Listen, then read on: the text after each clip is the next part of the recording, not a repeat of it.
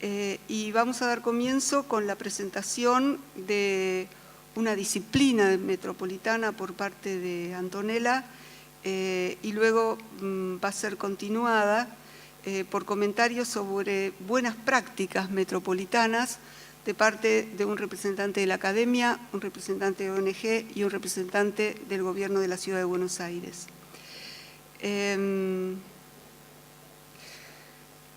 Los comentaristas van a ser Mónica Giglio, profesora titular de Planificación Urbana de esta casa, Mora Arauz, coordinadora de programas de la Fundación Ciudad, y Martín Mota, coordinador de Villa 20 del Instituto de Vivienda de la Ciudad de Buenos Aires.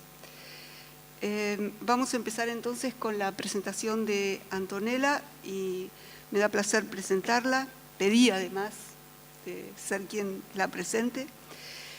Antonella es doctora en filosofía y arquitecta, sí, o arquitecta y doctora en filosofía, no sé. No, soy doctora en filosofía. Entonces, ¿qué sos? Soy doctora en arquitectura y composición urbana. Ajá, bien, entonces quien tradujo un poco regular.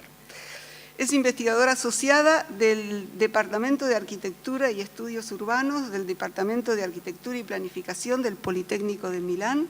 No me animé a leerlo en italiano.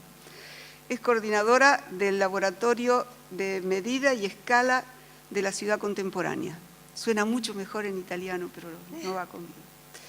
El campo de acción de su investigación en composición arquitectónica y urbana versa sobre los métodos de evaluación del diseño urbano y arquitectónico, conjuntos urbanos, paisajes y estrategias de diseño, proyectos de reordenamiento de la periferia histórica y difusa. Y desde hace años está desarrollando una base teórica de la disciplina metropolitana, de la práctica de la disciplina metropolitana. Así que con esta breve presentación te damos el micrófono. Muchísimas gracias. ¿Me puedo levantar? ¿Estar sentada? No. Ya. Veo se lo intento así. Buenas tardes. Soy Antonella Contin, soy coordinadora de este laboratorio de investigación que trabaja, en este caso tengo algo de parecido a lo que el profesor Simon ha contado antes. Estamos trabajando comparando ciudad a lo largo de diferentes continentes. Somos arquitectos y por eso dibujadores urbanos y por eso nosotros trabajamos en un sentido de definición de cuáles son los espacios que tenemos que definir a diferentes escalas.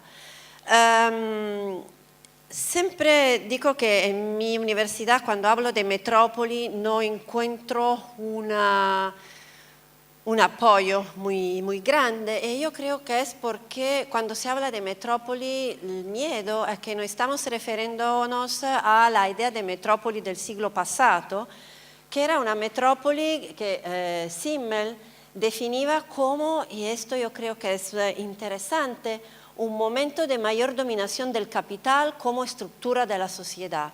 Una ciudad que tiene que replicar la producción de bienes que se consuman y yo creo que eso es exactamente lo que tenemos que quebrar. Tenemos que romper este ciclo de reproducción de estilo de vida y sobre todo de producción y de consumo para pensar en una otra economía, en particular a una economía green y a una economía circular. Otro tema es que yo prefiero no hablar de ciudad policéntrica, prefiero hablar de Net City, como nos ha enseñado el profesor Shane de la Columbia University. En realidad el concepto es parecido. La diferencia es que cuando hablo de Net City, me llama la atención no tanto los nudos y la infraestructura que las conectan, cuanto lo que está en el medio de las infraestructuras, el mundo de Patrick Geddes decía del baile, el mundo que estaba más conectado con el territorio y que en este momento las infraestructuras metropolitanas ha quebrado. mis estudiantes lo llaman el espacio libre, el espacio verde. Yo les digo, el espacio verde es solo un color. Necesitamos intentar definir, reconceptualizar este espacio que el profesor Shane llama body of space, el cuerpo del espacio. Otro statement, otra base de nuestra definición que prefiero llamar de post-metrópoli para marcar el hecho que no estoy hablando de Großstadt, de la ciudad del capital, es la posibilidad de conectar el concepto de Net City con el concepto de Meta City. Otra vez, el profesor Shane habla de Meta City como la ciudad de la nueva tecnología. Y hemos planteado con él este indicador que llamamos de la densidad efectiva metropolitana, que se obtiene sobreponiendo el espacio físico real con un indicador de teledensity pattern que nos permite de entender cómo las infraestructuras nos ayudan a producir un territorio metropolitano elástico, un territorio más poroso, que está mucho más conectado a los diferentes deseos de la gente que vive en una dimensión metropolitana. Yo creo que es interesante. A ver, chiuditi.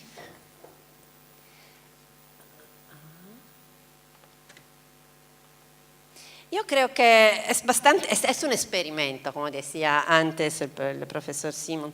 Es un experimento, pero yo creo que es interesante este indicador, que es el indicador de Mobile Teledensity, que se construye comparando, dividiendo la población para el número de handsets. Los handsets no son los números de las veces que yo envío un mensaje con mi celular, mas son los números de las veces que mi celular se conecta a una célula telefónica, no sé cómo se dice en español.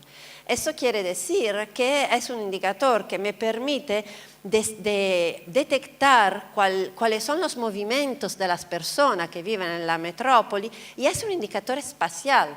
Me dice cuánto más elástica es esta definición de espacio metropolitano, cuando la tecnología me permite de conocer más mi territorio. Muchísimas veces hablamos de una proximidad atópica en la dimensión metropolitana. La proximidad no está conectada con el hecho que yo soy cerca de las personas, porque con la tecnología muchas veces yo me siento mucho más conectado con gente que en realidad no está cerca de mi territorio. Nosotros trabajamos más en la implementación de las acciones sobre el territorio a través de los proyectos de arquitectura metropolitana. Y nuestra pregunta de investigación son sobre la estructura, cómo se puede estructurar el pensamiento para poderlo hacer bien, cuáles son las dinámicas metropolitanas, cuáles son los indicadores, en qué momento del proceso lo tenemos que utilizar. Y nuestro objetivo es la producción de mapas de escenario de impacto. Yo creo que la universidad tiene que producir escenario de impacto, y lo que en este momento me interesa, el profesor Simon antes había hablado de tiempo, lo que a nosotros nos interesa es detectar cuál es, representar la velocidad de la aceleración del impacto urbano sobre un territorio muy frágil. Estamos planteando la idea de mapas dinámicas, un poco parecida al Weather Report, donde vemos la presión de las dinámicas metropolitanas, no en una forma estática, pero en una forma más dinámica. Nuestros proyectos de arquitectura metropolitana no tienen el tamaño de la arquitectura, no tienen el tamaño del urban design. Cada manzana de 1 kilómetro por 1 kilómetro es la dimensión, la medida del proyecto metropolitano en Tanzania, en India, en China, en Argentina, en Amman. Estamos planteando un proyecto europeo que se llama TELMI, Training for Education, Learning and Leadership Towards a New Metropolitan Discipline. Es un proyecto para la higher education, para la universidad y estamos practicando también con Gabriel Lanfranchi, que trabaja en esta universidad, esta idea de la practice of the metropolitan discipline. El mensaje es que la universidad tiene que cambiar su manera de formar las personas porque el aprendizaje es totalmente diferente y discutiremos con Marga que tenemos que mirar la pirámide del conocimiento al revés. Yo creo que como investigadores tenemos el problema del caos de los datos. Tenemos demasiados datos, el problema es que no encajan entre ellos. Y por eso yo creo que tenemos que ser sabios antes. Yo sí, tengo un héroe que es Galileo de Galilei que decía que tenemos que pensar en una manera muy profunda. Alguien antes ha dicho una cosa que me gusta mucho, que no sé si... reflexión teórica. Necesitamos reflexión teórica antes de los datos para entender cuáles son los datos, muy poco, que necesitamos para enfocar nuestro tema y para legitimar, comprobar que nuestro pensamiento teórico es correcto. Y otro tema que se encaja con lo que decía el profesor Simons, que antes decía cómo es posible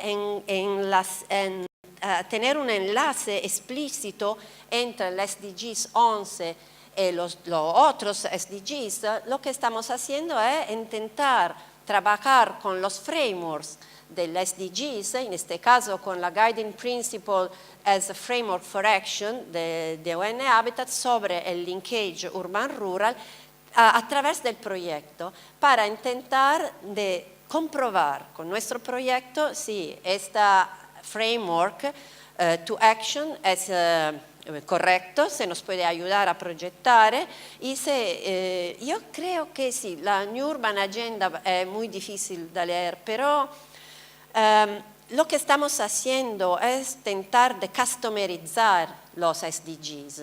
Claro que son una herramienta general, abstracta, pero lo que intentamos es bajar en el suelo y yo creo que en el futuro, en este momento, tú no ganas nada si haces un proyecto detrás de estos principios, pero probablemente en el futuro nos permitirá de tener proyectos replicables del que se puede estudiar el impacto en territorios diferentes y nos puede ayudar también a monitorar el impacto de estos proyectos. Esta es nuestra metodología, la llamamos, sí, un nombre que suena mal, metodología, y es el tentativo de construir una narrativa metropolitana. Narrativa metropolitana, el primer paso de una narrativa metropolitana es entender el territorio. El territorio es un asemblaje de diferentes dinámicas. Esta es una imagen que me gusta mucho porque le he tomado a Haraliva, que es uno de los slums más grandes del Cairo, y así se ve cómo la ciudad formal es absolutamente idéntica a la ciudad informal, solo que esta es ilegal, como la llanura fértil del Nilo se ha convertido en agricultura urbana y como el espacio público, en este caso no es la nuestra plaza, es más la idea de una área donde las mujeres y los niños pueden respirar, una respite zone. Esta imagen nos da la idea de cómo tenemos que detectar el asemblaje de este territorio. Y es una narrativa que es una narrativa multidimensional. Como arquitectos tenemos que empezar estudiando un lugar desde una dimensión geográfica y histórica que llamamos la metrometrics. Esto es otra cosa que me une a lo que decía antes el profesor Simon, que decía cómo podemos conectar a una mirada de largo plazo lo que se está haciendo en un corto plazo. Esto lo hacemos detectando cuál es la estructura del territorio para entender cuál es la longue durée Lo que en este momento se une es que en el futuro tendrá que rematar sus conexiones entre los elementos. Y esta capacidad de identificar una estructura territorial nos permite de identificar cuáles son, estoy citando Saskia Sassen, que decía, tenemos que detectar los puntos estratégicos para las relaciones en una dimensión metropolitana. Esos son los puntos donde ahora podemos proyectar arquitectura metropolitana, proyecto metropolitano, y producir innovación. Ese es otro punto que para mí es importante. No tenemos, eso por lo menos en Italia. En Italia toda la gestión del territorio se llama gestión del territorio. Y gestión del territorio, gestión del paisaje, quiere decir que estamos trabajando en una dimensión adaptativa, de resiliencia adaptativa. Le hemos hablado con Michael ayer. Según el profesor Navet, que es un biólogo, además tenemos que trabajar en una dimensión inventiva. Y para nosotros la dimensión inventiva en un contexto metropolitano se produce a través, soy arquitecto, de una dimensión física, del espacio físico, es un invento de proyecto de espacio físico. Es una dimensión multidimensional porque tenemos que entender, en este sentido yo digo que antes tenemos que ser sabios, tenemos que entender la conexión multiscalar y multitemporal entre la dimensión metropolitana hasta el settlement. El caso que quería presentar, el mío how, es el caso de Río de Janeiro. Río de Janeiro es una realidad muy compleja porque tenemos el estado de Río de Janeiro, la región metropolitana y Río de Janeiro metrópolis. No, posso fare così. Y cada nivel tiene un nivel de fragmentación, de desigualdad muy, muy fuerte y una lucha continua entre una extreme urbanization y una natura, una selva que está en el centro de la ciudad. Estamos trabajando en la Valle del Chinguá, en la ciudad de Nueva Iguazú, que es la segunda ciudad más grande de la región metropolitana de Río, que es esta. Nuestra metodología empieza con un problem finding y eso es lo que estamos desarrollando, es cómo se puede producir un mapa de los stakeholders. Lo comentaba con Michael, he pedido a los expertos, a UN Habitat, si me podían asesorar para producir un mapa de los stakeholders. Ellos me han dado un listado de nombres de actores metropolitanos. Ellos no es este que estoy buscando. Yo estoy buscando un approach que me puedes ayudar a escuchar. Antes el profesor probablemente me ha dado una respuesta cuando ha dicho que un proceso de hacer rodear la técnica, el práctico, el comunitario para desarrollar el mismo problema. Yo tengo en la cabeza la idea del cuarteto, donde no tenemos un director de orquesta, tenemos profesores, todos pares, que pero tienen su propia disciplina, su propia forma mentales, pero que se miran y suenan. Porque tienen la misma visión, el mismo acuerdo sobre el resultado que tienen que obtener. Y por eso estamos trabajando en esta metodología del escucho de los stakeholders para entender cuál es su contexto, desafío, herramienta. ¿Qué tiene que hacer la universidad? Eso es lo que tentaba de explicar antes. La universidad no puede decir que no tiene una respuesta, una contestación. La universidad tiene, yo creo, que hacer subir el matter of fact, el gap, que los decisores políticos, los civil servants presentan, para enfocarla desde una mirada metropolitana, identificando cuál es la dinámica metropolitana que ha producido este paisaje. Y lo que en nuestra herramienta, siempre Galileo de Galilei, que se construía su telescopio, el caso per caso del profesor Simon, es Metropolitan Cartography es una manera de producir mapas open source. Estos son los stakeholders. La Valle del Chinguá es una reserva biológica. Tiene el agua limpia para la ciudad de Río, que después se sucia pasando para Nueva Iguazú.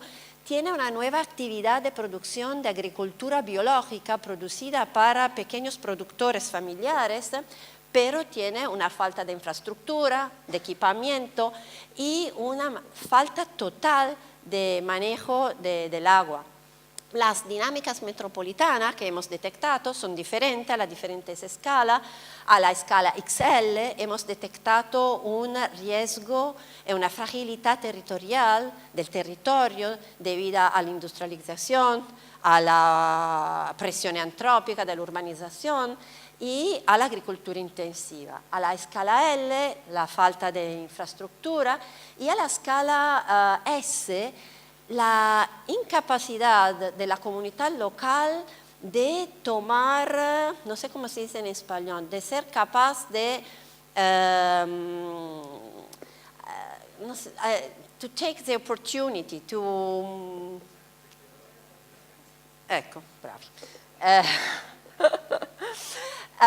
¿Cuál es el problema? El problema es cómo conectar el archipiélago, que está a la escala local, el Valle del Chinguá, con la Metrometris, con la estructura metropolitana, encontrar la manera, el proyecto, primero encontrar los puntos estratégicos para las relaciones que nos permite de producir los proyectos metropolitanos, que permite de conectar el Valle del Chinguá, Nueva Iguazú y Río de Janeiro. Esto yo creo que es y dar una imagen, por eso somos arquitectos, a estos puntos, una imagen que permita a este conjunto de sentirse ciudadanos metropolitanos, porque tiene, como se hacía en la arquitectura antigua, que se decía una arquitectura parlante, hablar de un nuevo tamaño, de una nueva dimensión arquitectónica que tiene la capacidad de producir una imagen cognitiva. Cuando digo una imagen cognitiva, hablo de una imagen que pueda contar de una identidad metropolitana porque trabaja a las diferentes escalas y porque es capaz de articular las diferentes escalas, trabajando también con las infraestructuras. La Metropolitan Cartography es una cartografía open source, es un set de mapas a las diferentes escalas que trabaja con los datos open source. Para nosotros los mapas son un sistema de signos que nos permite de render evidente, de espacializar las dinámicas metropolitanas. Estamos encontrando un problema, lo comentaba antes, de semiología gráfica, de cómo poder representar en una carta simple las imágenes, la dinámica metropolitana, pero no solo. En el primer panel alguien hablaba de la necesidad, probablemente la profesora Adriana, de un medio, de un cuerpo intermedio. Estamos planteando cuál puede ser el código intermedio de la comunicación, de la representación del mapa que nos permite de hablar con personas diferentes. Nosotros trabajamos en África, en Medio Oriente, en Latinoamérica, y no siempre tenemos la misma comunicación con todos los civil servants y con la higher education también. ¿Cuál es la particularidad de esta cartografía? Es que no es un sistema de representación, lo llamamos behavior system. Eso porque en un sistema complejo no es solo importante los datos que nos permite de representar el elemento. Lo que tenemos que detectar, y por eso tenemos que ser sabios, es cuáles son los links, las conexiones entre los elementos. Se parece complejo, pero no lo es. La metodología que estamos utilizando para producir este mapa es otro punto fundamental. Lo que pensamos es, cuando yo he empezado a hacer mapas en mi departamento, mi director me ha dicho, no tienes que hacer mapas, porque los mapas lo hacen los ingenieros. Claro, estoy trabajando con ingenieros, pero yo soy arquitecto y yo tengo que producir mi mapa porque yo tengo que detectar y seleccionar los pocos elementos y datos que me necesitan para entender mi problema. Claro, trabajo con informáticos, geógrafos e ingenieros, pero el sistema que nosotros estamos planteando lo llamamos de semantic package. Eso quiere decir, por ejemplo, tengo que representar la dinámica de un territorio frágil. En el caso de Nueva Iguazú, de la Valle del Chinguá, tenemos tres diferentes tipos de fragilidad. La fragilidad, la base siempre es una geografía. Es interesante entender cómo cuando trabajo con los datos, es algo que habíamos comentado con Marga, los datos son políticos siempre y las Naciones Unidas no permite que yo pueda utilizar, por ejemplo, la base geográfica de la NASA. Tengo que utilizar la base de las Naciones Unidas. Y eso quiere decir que los mapas son políticos siempre, a empezar desde la base. Yo tengo tres diferentes maneras, en caso de fragilidad para la agricultura intensiva, para la expansión urbana, para la industrialización. Y la primera cosa que hago es hacer un listado de los elementos que componen el problema, que son la green infrastructure, la land use, la grey infrastructure, el agua, el natural hazard, la composición geográfica del suelo. Y después cada uno de estos elementos que compone mi contexto tiene un listado, un catálogo de datos que llamamos informative level. Lo que hago es intentar de detectar cuáles son, nosotros la llamamos la zona de lectura, que me permite de producir 3 mapas diferentes y cada uno me enfoca una parte de mi dinámica. El mapa sintético que yo produzco será la sobreposición de estos diferentes elementos. Esto me permite en realidad de sintetizar los datos. Tengo, como decía, el problema de la representación de un mapa hecho así en este momento. Así para la dinámica de la falta de equipamiento, de los límites, de las oportunidades de los productores. El segundo pasaje es el problem setting y esta es la parte estructural. La parte estructural está bastante simple. Nosotros trabajamos con un esquema geográfico y geométrico abstracto que detecta cuáles son estos puntos estratégicos para las relaciones a pesar de datos geográficos históricos y que nos permite de detectar cuáles son los puntos en el que y cuál es el rol de cada punto para producir el proyecto metropolitano. En este caso, por ejemplo, estamos trabajando aquí en la valle de Chinguá y estos mapas es un mapa mental absolutamente abstracto que pero me permite de entender cuáles son las relaciones más importantes del punto local donde tengo que trabajar en un conjunto metropolitano, cuáles son las relaciones que tengo que construir. El tercer momento es el problem solving, llega solo al final con la arquitectura metropolitana de verdad. Ese es el tema de Nueva Iguazú. Para nosotros el proyecto es cómo conectar transversalmente, esta es una visión estructural de Río de Janeiro, cómo conectar estructuralmente estos que son 3 paisajes diferentes. La natura, esta es la grande... no me recuerdo, es una riserva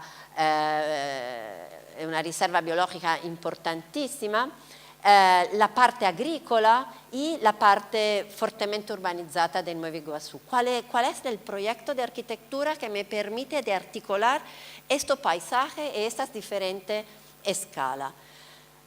Con los mapas, aquí no puedo explicarlo por en razón del tiempo, pero los mapas me permiten de espacializar el problema de los elementos negativos y positivos que está detrás a la toma de decisiones de conectada con cada dinámica metropolitana. En el caso de Nueva Iguazú, si trabajar con agricultura intensiva o trabajar con una agricultura primaria.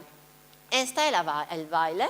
la Valle del Chinguá, con 3 paisajes, la natura, la parte agrícola y la parte urbanizada, que se tiene que con 3 imágenes de paisaje completamente diferentes y que se tiene que convertir en un parque agrícola.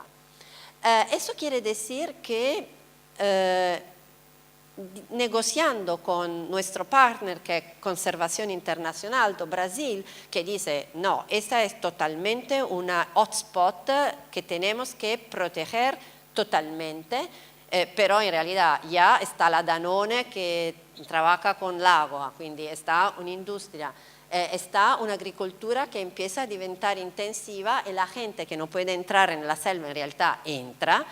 Nosotros estamos pensando de trabajar identificando clúster en el que podemos, segundo la teoría del profesor David Governor de la Penn University, trabajar en una manera que nos permite de parar la edificación y la agricultura intensiva, donde con los mapas y los datos hemos detectado que la agricultura y la urbanización no puede subir, pero en otro sitio trabajar con lo que él llama los atractores económicos, trabajando con atractores que unen las dos partes que en este momento son divididas y nos permite de implementar una nueva economía green y de economía circular.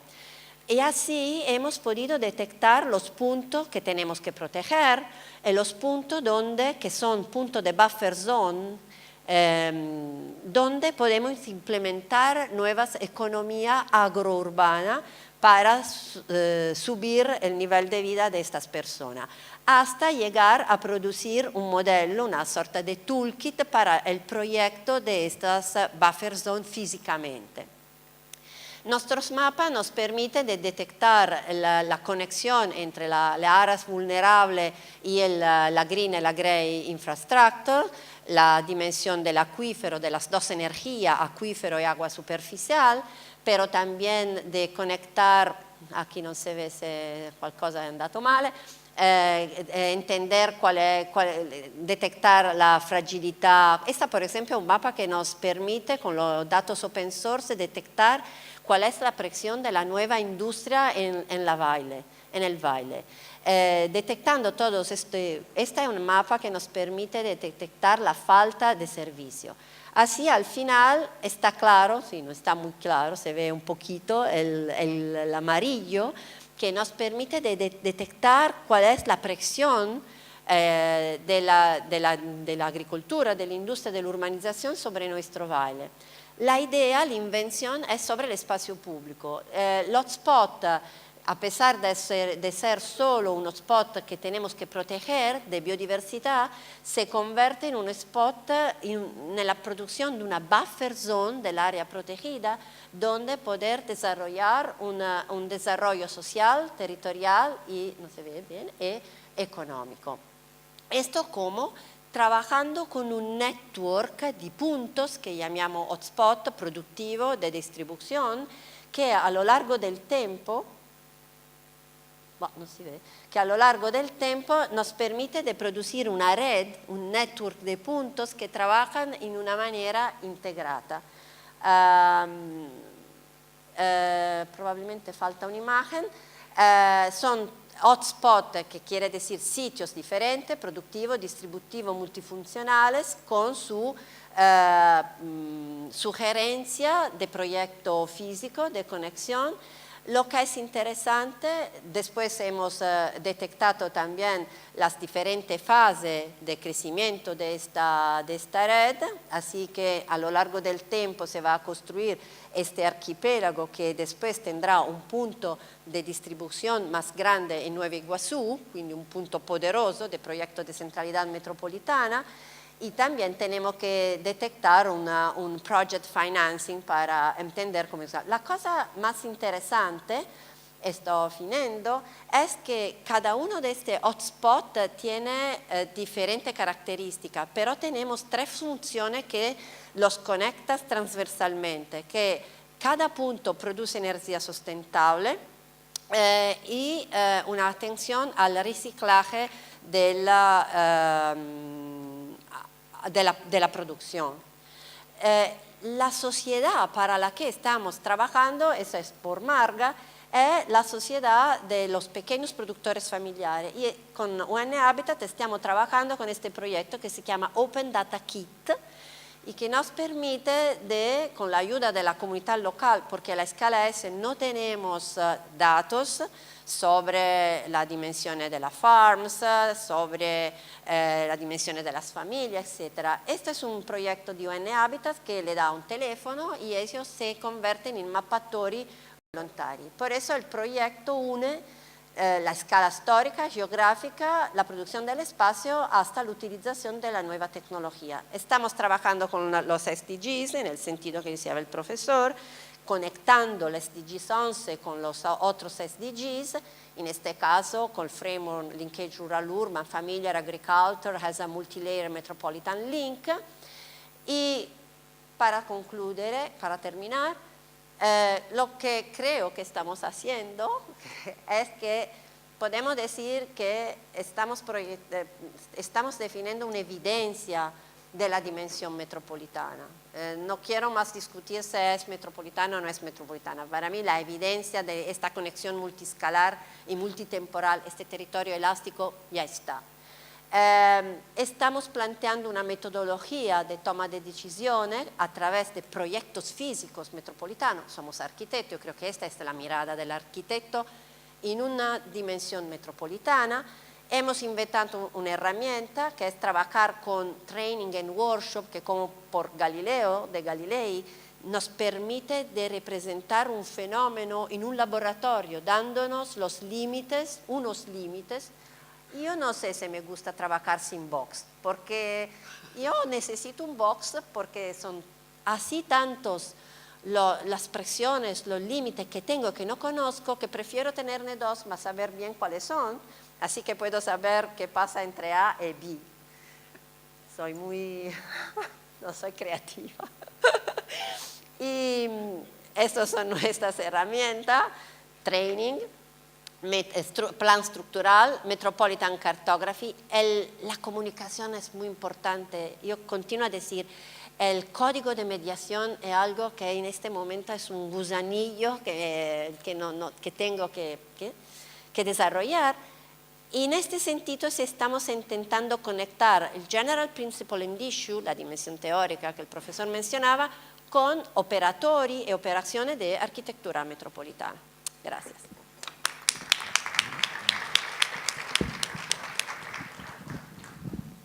Muchas gracias, Antonella.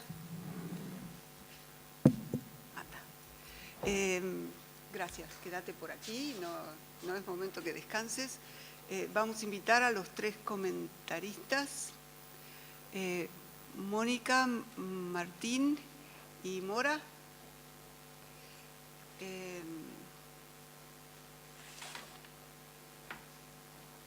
Vamos a comenzar con la presentación de Mónica Giglio. Martín te va a ayudar a poner la presentación. Mónica Giglio es arquitecta de la Facultad de Arquitectura y Urbanismo de la Universidad Nacional de La Plata. Es planificadora urbana y regional de la FADU de esta casa. Es máster en Política Territorial y Urbanística de la Universidad Carlos III de Madrid. Es doctora arquitecta de la Universidad Politécnica de Madrid.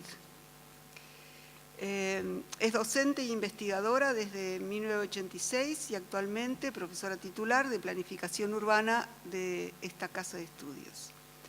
Además, Mónica Giglio es consultora nacional e internacional en diferentes planes urbanos y asesora del Plan Urbano Ambiental de la Ciudad de Buenos Aires hasta julio del 2018, o sea que hasta anteayer. Vamos a empezar con Mónica y luego vamos a seguir con Mora Arauz y Martín Mota. Así que cuando Martín termine de ponerte ahí, vamos a hacer presentaciones de aproximadamente 10 minutos cada uno y luego les pediría a los comentaristas y a Antonella si se quieren hacer preguntas entre sí y abrimos las preguntas al público. Así que somos todos tuyos, Mónica. Bueno, buenas tardes. Ante todo, muchas gracias por la invitación.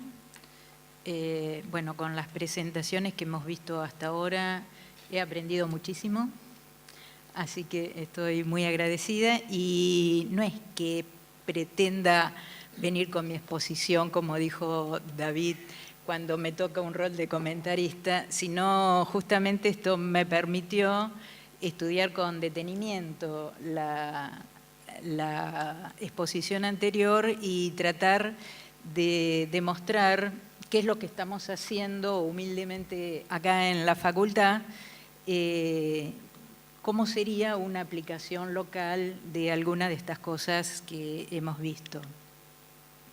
Lo que voy a mostrar es una investigación, en realidad es un proceso de investigación que estamos llevando a cabo aquí en la facultad, que tiene como objetivo trabajar sobre las formas de crecimiento urbano, detectar cuáles son las formas y ver el tema de la sustentabilidad de cada una de ellas. Ahora voy a explicar un poquito más detenidamente la metodología. Y estos resultados, lo que hemos tenido ya en la primera etapa de la investigación y los nuevos, los estamos trabajando en forma colaborativa con gente de Brasil, de Río de Janeiro, de la Universidad Fluminense y de Colombia también, con gente de Bogotá. Y la idea, el objetivo es pedagógico, pero que también sirva para la realidad, para ser consumida por los responsables legales. Nuestro ámbito de estudio es el área metropolitana, en esta primera instancia, el área metropolitana de la ciudad de Buenos Aires. Hemos seleccionado 2 municipios y algunas formas de crecimiento urbano dentro de esos municipios. Lo que nosotros queremos mostrar un poco a los alumnos, porque los resultados de la investigación lo estamos llevando a la materia de planificación urbana, es tratar de desconfiar de los datos y de las tecnologías y chequearlos, confrontarlos con la realidad. Para eso tenemos que bajar una escala y chequear estos grandes datos. Para hacer un estudio del crecimiento urbano metropolitano no hay otra forma que las imágenes satelitales, el proceso, la teledetección. Nosotros hemos aplicado eso en 2 municipios. A ver si esto tiene... sí, perfecto. En 2 municipios. Uno, esta es la capital federal, un municipio muy antiguo que limita directamente con la capital federal y otro que está en la segunda corona, en una zona de incipiente crecimiento. Haciendo los datos técnicamente que corresponden y los cálculos que nos dan los algoritmos, nosotros tendríamos que, como el crecimiento de la mancha urbana, perdón, no se escucha bien, como el crecimiento de la mancha urbana es superior al crecimiento poblacional, la densidad nos estaría dando negativa. Y en el otro municipio, que está creciendo sobre todo con formas de barrios cerrados, nos estaría dando positiva porque la población crece más que la mancha urbana.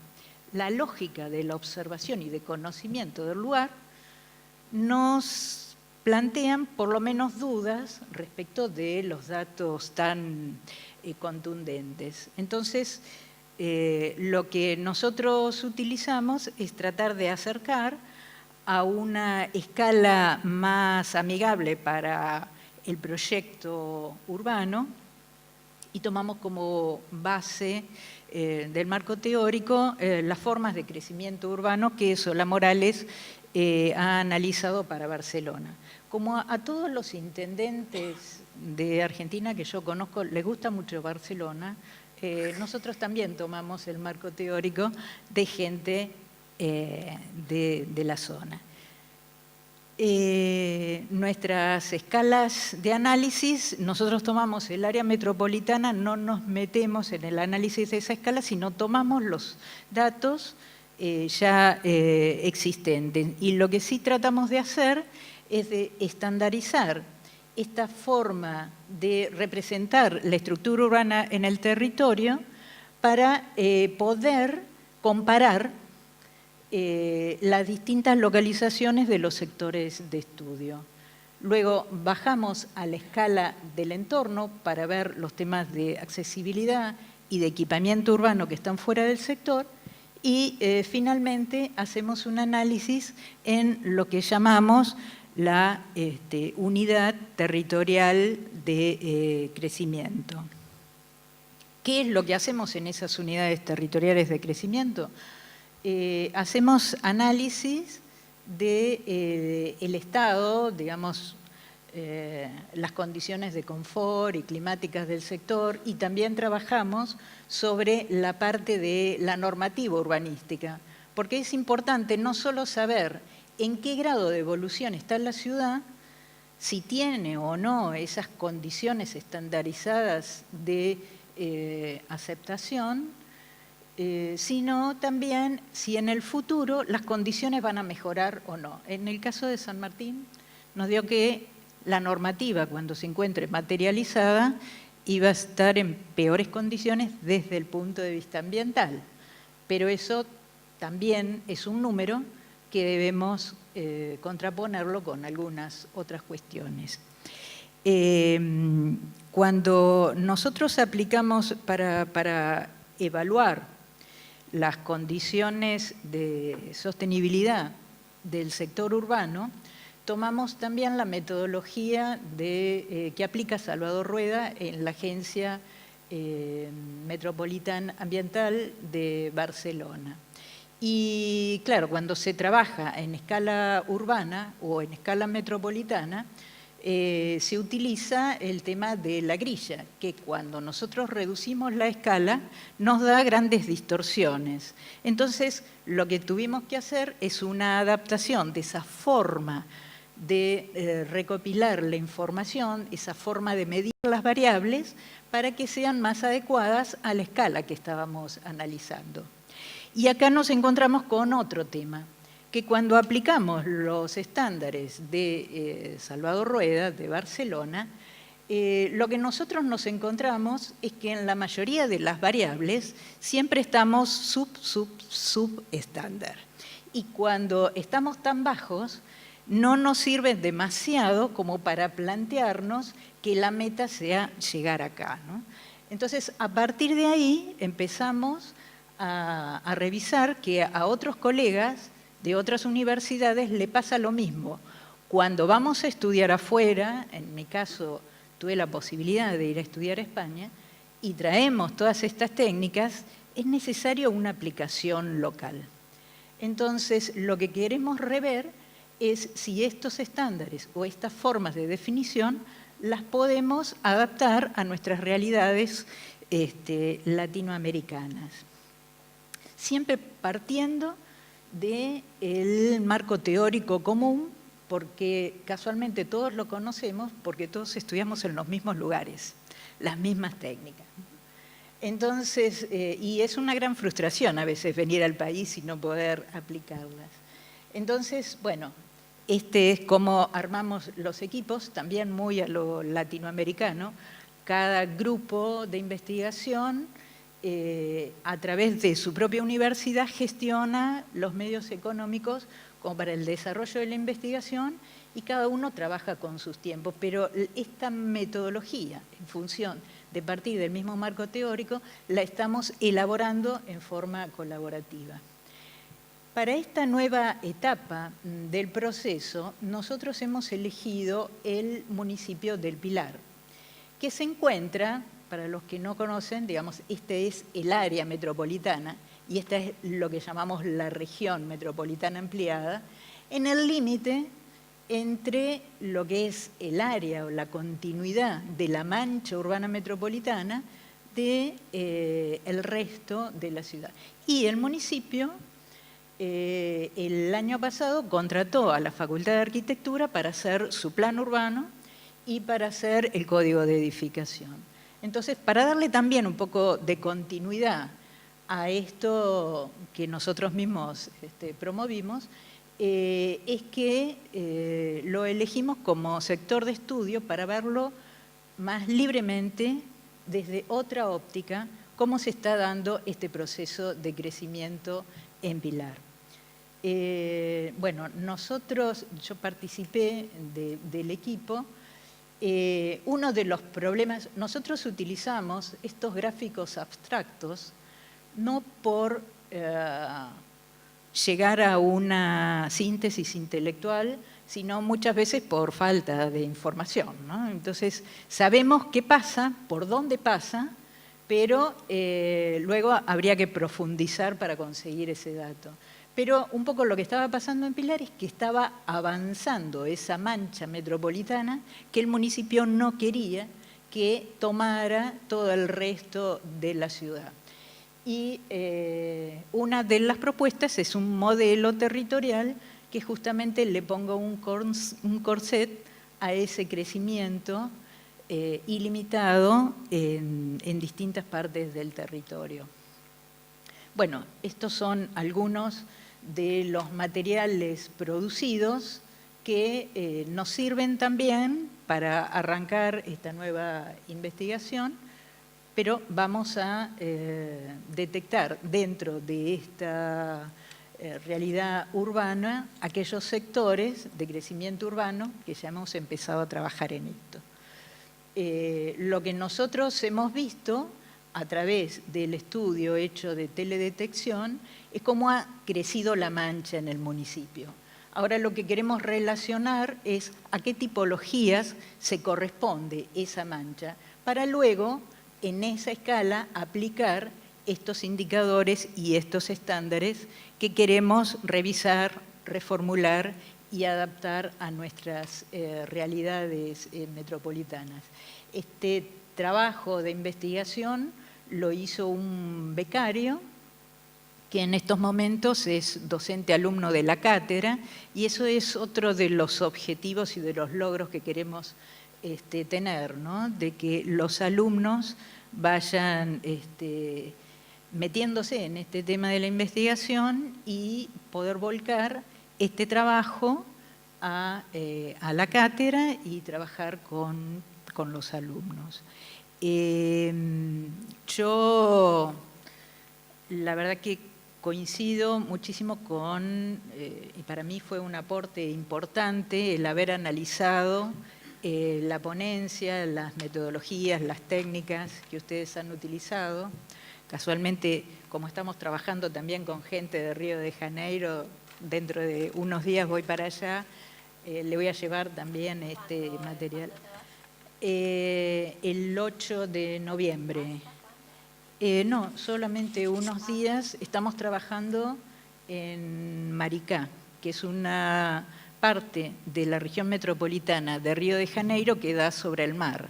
Ellos tienen el problema de que la zona se está llenando de barrios cerrados y Pilar para nosotros es el prototipo de los barrios cerrados, entonces son problemáticas muy, muy similares. Ah, bueno, te espero allá. Bueno, muchas gracias y... Muchas gracias, Mónica. Vamos a pasar ahora al comentario de Mora Arauz. Mora es coordinadora de programas de la Fundación Ciudad. Esta fundación trabaja en temáticas relativas, como es bien conocida, sobre la ribera metropolitana, aire y ruido, agua, cuenca Matanza-Riachuelo, residuos sólidos urbanos, y participa o ha participado Mora en diferentes ámbitos consultivos. Ha participado en la unidad de seguimiento del programa Buenos Aires y el Río de la ACABA, de la Comisión Asesora Permanente Honoraria del Plan Urbano Ambiental de la ACABA, del Consejo del Plan Estratégico, COPE, también de la ACABA, del Comité Asesor de la Estrategia Nacional de Residuos Sólidos Urbanos, del Consejo Asesor de la Agencia de Protección Ambiental y de la Comisión Asesora Externa de la Ley de Cambio Climático de la CABA. Con toda esta presentación que honra la actividad que han desarrollado a lo largo de tantos años, Mora, quedamos contigo. Acá la tenés. Un micrófono. ¿Qué toqué? Primero que nada, ¿esto está prendido? Tenés que apagar el otro. Sí, pues se acopla. Sí. ¿Apagaron?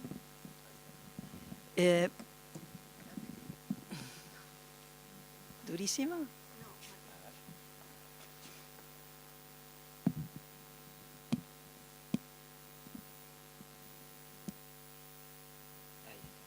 Muchas gracias. Me parece que no anda, ¿eh? No, pasamos el otro. A ver. Recién funcionaba. Hola, hola, hola. Nerv. Se debe haber quedado sin batería. Ah, sí, sí. Le damos Vamos a usar ¿Alguno?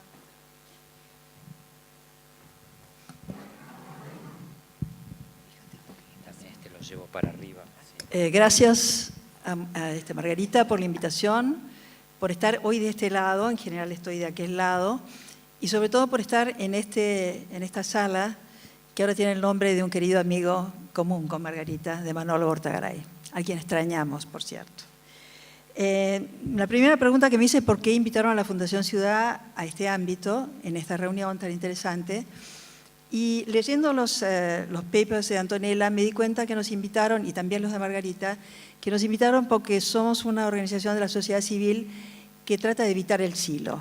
Lo que hemos hecho siempre desde el inicio, con una metodología que trajimos de la Kettering Foundation en Estados Unidos, pero que adaptamos absolutamente a la problemática local, es tratar de romper estos hilos.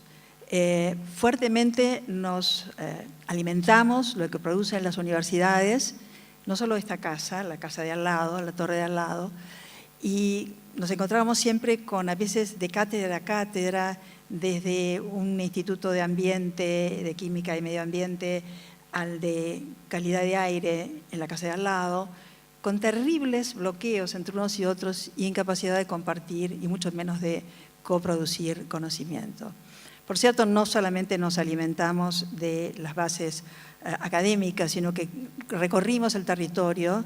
Cuando determinamos un problema, y el primero que identificamos era la relación de la ciudad metropolitana con su río, cuando vimos este problema, no solamente le preguntamos a los que de las distintas disciplinas estudiaban el caso, sino que se lo preguntamos a los usuarios, a los no usuarios, para ver por qué no lo usaban.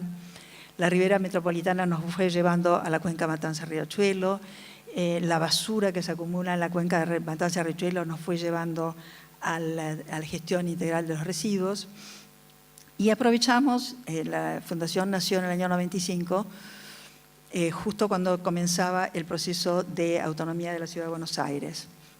Aprovechamos este ímpetu, había unas ganas enormes de participar.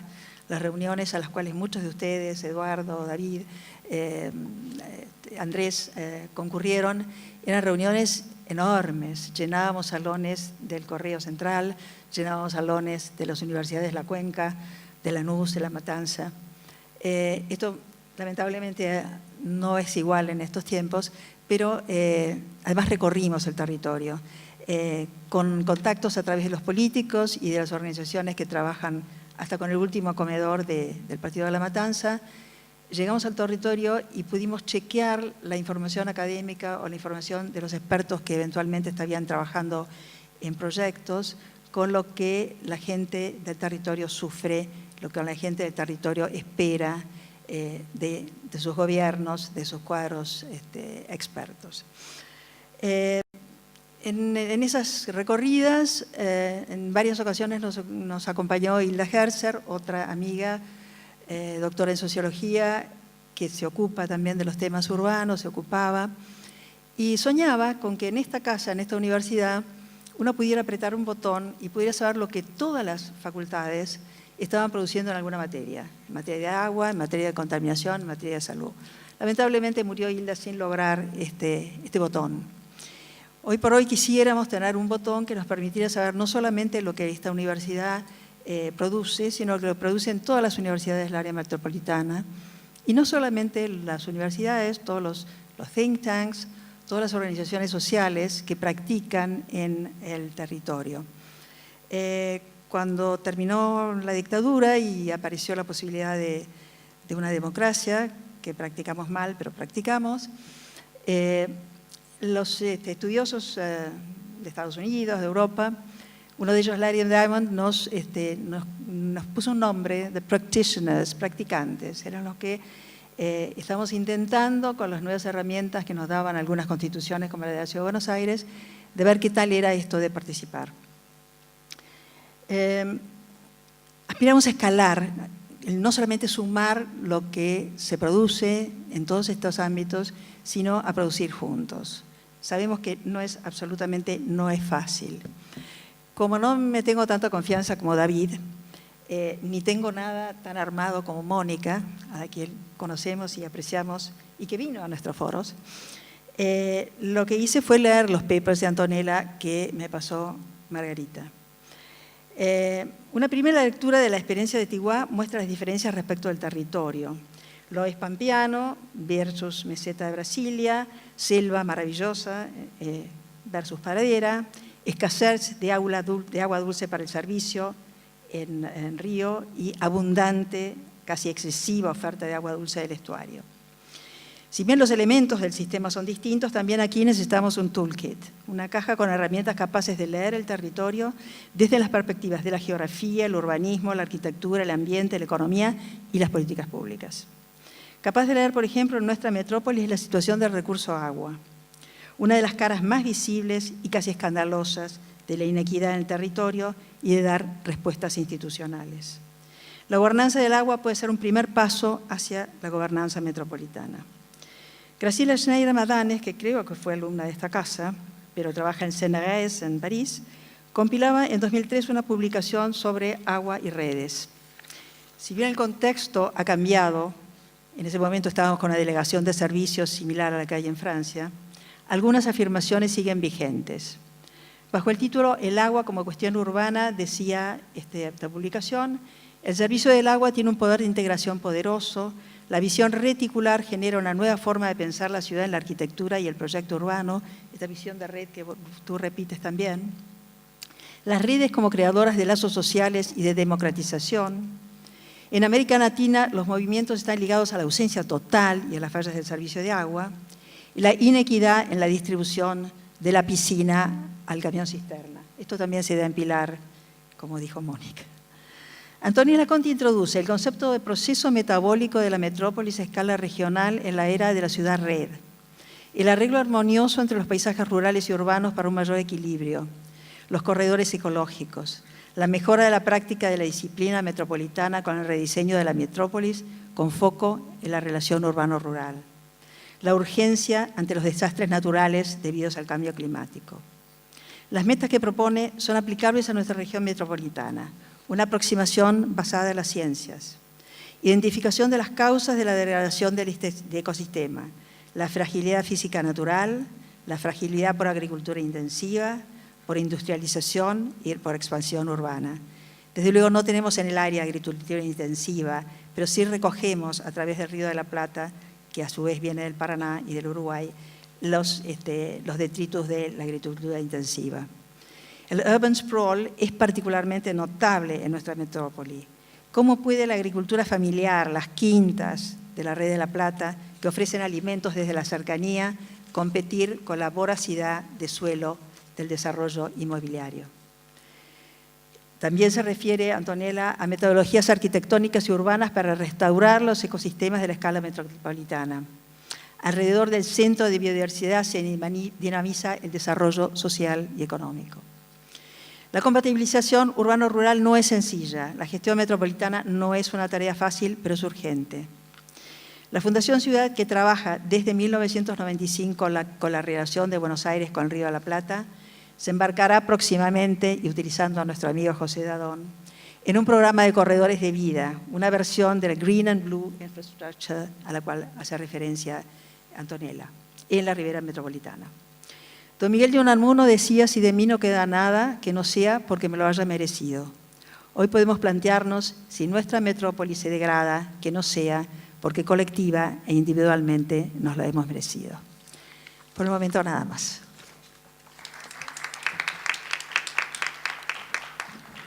Muchas gracias, Mora. Muy bien. Ahora vamos a pasar al último comentarista, Martín Mota, que es arquitecto y doctor. Es arquitecto de la Facultad de Arquitectura de la Universidad Nacional del Norte, ¿no? Del Noreste. Y es doctor de esta casa de estudios, por esta casa de estudios. Martín Mota va a participar en su calidad de coordinador de la Villa 20 del Instituto de la Vivienda de la Ciudad de Buenos Aires. Así que estamos con tu presentación.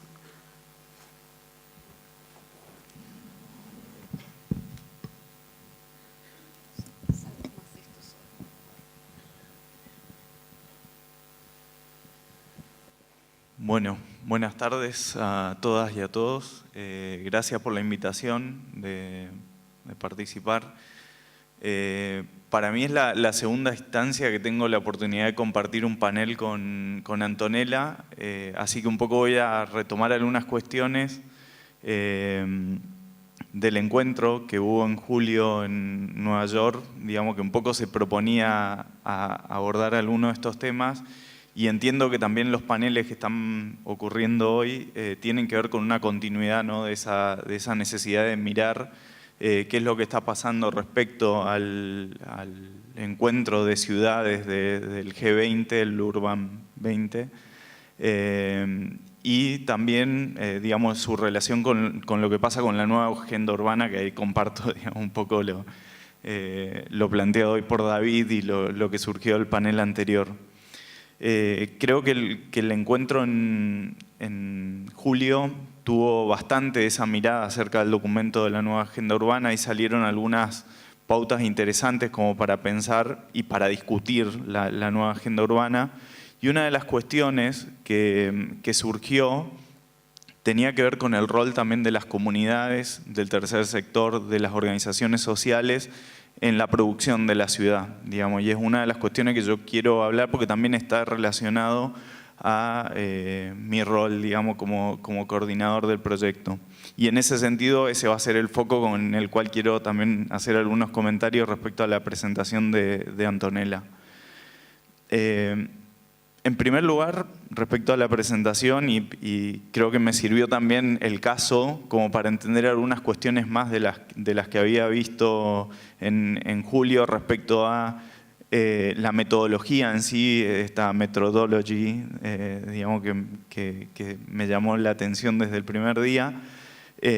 Me parece interesante recuperar la idea de que hay una necesidad de pensar la escala metropolitana, que en las disciplinas comunes, o normalmente cómo se entiende la arquitectura o las ciencias sociales u otras disciplinas, hasta hace unos años parecía como una escala que no estaba considerada. Hoy día la escala metropolitana es, digamos, un objeto en todas las disciplinas. De hecho, es una gran deuda que creo que tenemos en el contexto de la ciudad de Buenos Aires, la mirada más fuerte de la escala metropolitana, de pensar, digamos, en un sentido más amplio las estrategias metropolitanas. Si bien hay algunas políticas, digamos, que surgen a nivel metropolitano, creo que todavía, si bien a nivel de academia y de estudios hay una mirada metropolitana, no así a nivel de las políticas públicas. Y ahí me parece un gran desafío y las estrategias, digamos, de pensar metodologías de cómo intervenir en la escala metropolitana son centrales para desarrollar las políticas. Ahí me parece que la cuestión de la escala metropolitana no es solamente una cuestión de escala, sino que es también una cuestión de mirada de una problemática que es distinta, que aparentaría ser distinta. Y en ese sentido, creo que la cuestión ahí tiene que ver con una mirada concreta del territorio y de la mirada compleja del territorio. En ese sentido, nosotros, y voy a irme echando con algunas cuestiones de cómo pensamos las intervenciones que estamos teniendo dentro del Instituto de Vivienda y que tiene que ver con una problemática que es totalmente metropolitana y que no está tratada a nivel metropolitano, la problemática de la vivienda y del hábitat popular. Me parece central entender que la mirada metropolitana no puede no estar cruzada por la mirada de un diálogo de saberes, digamos, y en ese sentido me parece que la cuestión disciplinar entra en crisis constantemente, digamos, y ahí vuelvo a esto de las organizaciones y el rol que tienen las comunidades que habitan esa región metropolitana. Me parece que hay una necesidad de pensar la escala metropolitana no solamente desde la arquitectura, no solamente desde el urbanismo, no solamente desde las ciencias sociales y de forma aislada, sino que también pensarlas en una lectura transdisciplinaria y una lectura que incluya ese diálogo con las comunidades y con lo que pasa en el territorio y cómo es leído en el territorio. En ese sentido, a mí me parece que como aporte a la lectura de una mirada de methodology, sería interesante incorporar en ese sistema de mapeos que hoy apareció ahí el mapeo colectivo. Me parece un instrumento muy interesante como para leer el territorio, pero también hay muchas veces en ese tipo de mapeo también hay una incapacidad de ciertas comunidades de poder acceder a esa tecnología y poder, digamos, realmente plasmar en el análisis de lo metropolitano las cuestiones locales. En el caso de Villa 20 nosotros pensamos una intervención que tiene la participación y la lectura de la comunidad como eje. No voy a meterme mucho en esto, pero ahí, digamos, el recoger, digamos, los datos y trabajar los datos y profundizar en las propuestas junto con las comunidades parte de una serie de dispositivos que nosotros llamamos de dispositivos de participación, que son los que permiten articular y pensar a nivel de problema. Ahí, digamos, me corro de lo metropolitano, ¿no? Pero siempre es esto de cómo pienso el problema y no la escala. Esto implica a nivel de la práctica, y ahí pongo entre paréntesis lo que Marga hoy planteó, que lo íbamos a mirar desde las buenas prácticas, veamos si son buenas prácticas o no, pero en principio hay distintos roles que entran en tensión, ¿no? En primer lugar, ¿cuál es el rol de las comunidades en la implementación de las políticas públicas y en la utilización de ciertas metodologías? Muchas veces la academia se olvida del rol de las organizaciones, del rol de los pobladores, muchas veces, no siempre, obviamente. Y creo que ese rol es central como para poder definir y para poder implementar políticas públicas. En segundo lugar, quizás estoy diciendo cosas obvias, ¿no? Supongo que la mayoría de los que estamos acá pensamos eso, pero me parecía bueno plantearlo y dejarlo en claro. En segundo lugar, hay una tensión también en cuáles son los roles de las instituciones. Hoy en el panel un poco se planteó en el panel anterior el rol de las instituciones y la necesidad que también exige repensar las instituciones y la articulación entre las instituciones. Ahí sí vuelvo a la disciplina metropolitana. El desafío de articulación es mucho más grande, o se supone que es mucho más grande, habría que profundizar en eso. Y el caso, me parece, del AMBA es clave porque las articulaciones acá no se han podido generar. Sí, podríamos hablar, ¿no?, de ACUMAR y de algunos organismos que tienen una escala que podría decirse metropolitana y que son algunos intentos en relación a la generación de políticas públicas de escala metropolitana, pero sin embargo la mirada de todo el área metropolitana tiene aún varias deficiencias en relación a lo institucional y a cómo gestionar ese territorio. Y por último, bajando al, digamos, por un lado el rol de las comunidades, el rol de las instituciones y finalmente los roles disciplinares. Me parece que ahí también hay una exigencia y el tema de cómo pensar los roles disciplinares y la articulación y la mirada sobre el territorio, hay bastante antecedente también. Menciono la red ULACAP, de la cual formo parte, donde las mismas organizaciones y las cátedras están repensando la forma de articular y de tener como centro a las comunidades locales y a las organizaciones, digamos, que trabajan en los territorios. Me parece que ahí también hay una amplitud en relación a los roles respecto a que como arquitectos o como sociólogos o como no somos solamente arquitectos o sociólogos, sino que en el campo del urbano muchas veces somos gestión, somos administración de recursos, somos política en algunos casos también, y todo eso, digamos, en un entramado complejo, digamos. El rol es mucho más que pensar una disciplina. Y por último, y sí en relación a la experiencia que venimos teniendo en la ciudad de Buenos Aires y en algunos barrios, nuestro desafío, y que de alguna manera cruza a todas estas dimensiones de los roles y de la mirada, digamos, del territorio, es poder generar procesos. Nosotros, y esto sí hablamos en julio, nuestro centro está puesto en la generación de procesos, que esos procesos posibiliten el ajuste de los proyectos y que tengan como eje a estos dispositivos de participación, digamos, que nosotros planteamos, y esto involucra directamente a las comunidades en la generación de esos proyectos, en la ejecución de los proyectos, y ese es el caso, digamos, y es la intención que tenemos muy fuerte en el caso de Villa 20, digamos. Bueno, lo dejo ahí porque me parece que da como para, sobre todo para escuchar y entender, a ver otras miradas y continuar.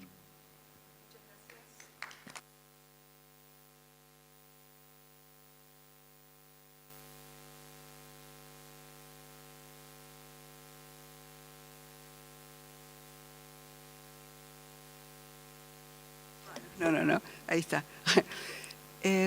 Ahora, una propuesta que a mí me parecería interesante, pero ustedes pueden opinar y decidir, es si ustedes tienen preguntas para hacerse, preguntas puntuales, así como preguntas cortas que puedan ser respondidas de alguna manera más o menos breve para después abrirlo a preguntas del público.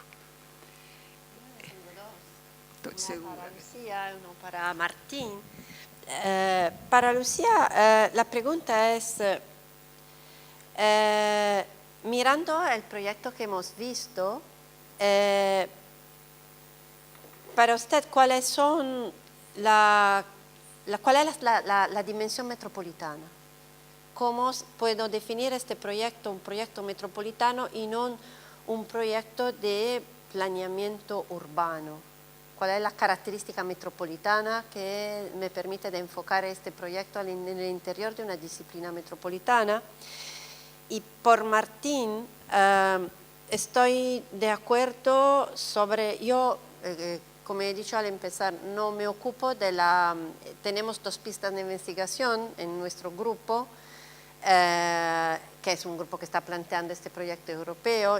Yo soy arquitecto y me ocupo de la parte de la implementación del espacio físico. Tenemos otros que están ocupándose del social, del económico. Eso es un tema, yo lo económico y la ley le estoy poniendo juntos. Por ejemplo, en la academia esto no le gusta mucho, la ley, el económico, el económico. Estamos intentando de plantear un currículo que se llama Economics and Law. Lo que a veces entiendo que el tema de la articulación entre las instituciones de la gobernanza es fundamental a veces se parece más una cuestión de abogados, más que una cuestión de espacio público y de espacio físico que al final tengo que plantear. Lo que me interesaría entender cómo estáis planteando vosotros el tema de los nuevos actores, de las nuevas economías, porque yo creo que el urbanismo tradicional, lo que se enseña en nuestra universidad, ya ha planteado un montón de buenas prácticas de conexión entre los niveles de gobernanza, pero probablemente no ha planteado las economías, dónde ponemos en el proyecto la economía informal, la economía familiar, los nuevos actores como las universidades, en muchas partes del mundo los campus universitarios se convierten en generador de ciudad. Si tenéis una idea, yo creo que este es el trozo de conocimiento que la disciplina metropolitana tiene que plantear. ¿Cuáles son las nuevas actividades? ¿Cuál es la conexión con los pensamientos de las multilaterales y de los donors, de las fundaciones? ¿Cómo se involucra en una conexión estos nuevos actores que son fundamentales en la disciplina? Pásaselo a Mónica. No, sí. Sí, primero respondo yo. Y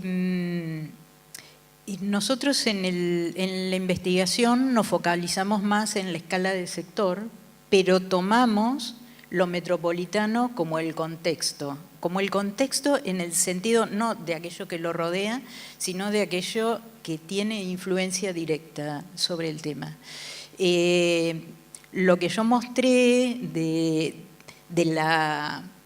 crecimiento de la mancha urbana y de las formas en que se analiza el crecimiento metropolitano como un sacabocado para analizarlo a escala urbana, es porque a veces esas interrelaciones nos distorsionan lo que pasa en el sector localmente.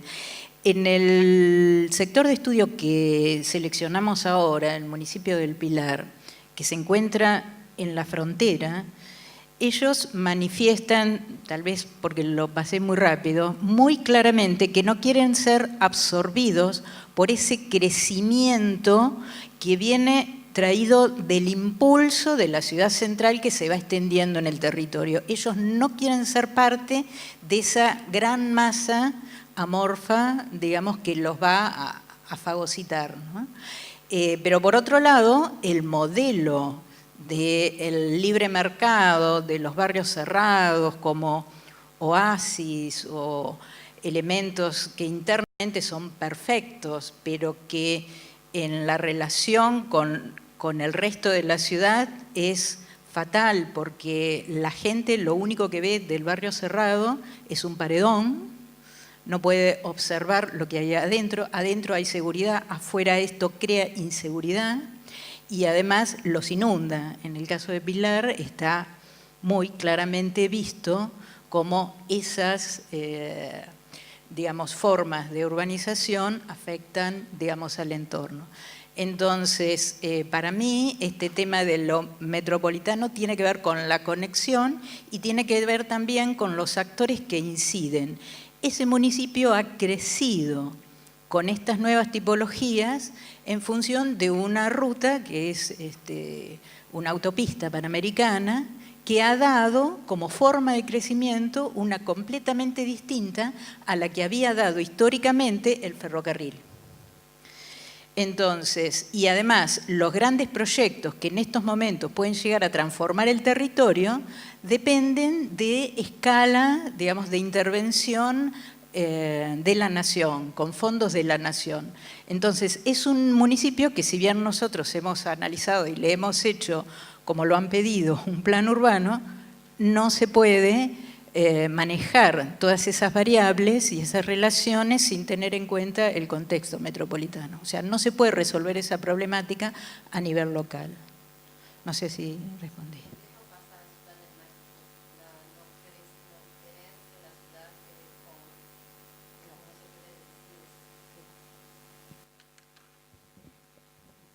Me hiciste una pregunta bastante compleja que no sé si tengo una respuesta. Creo que el cómo aparecen los nuevos actores, las nuevas actividades también y podría decirse las nuevas metodologías, y las nuevas tecnologías me parece que también juegan un rol en los territorios.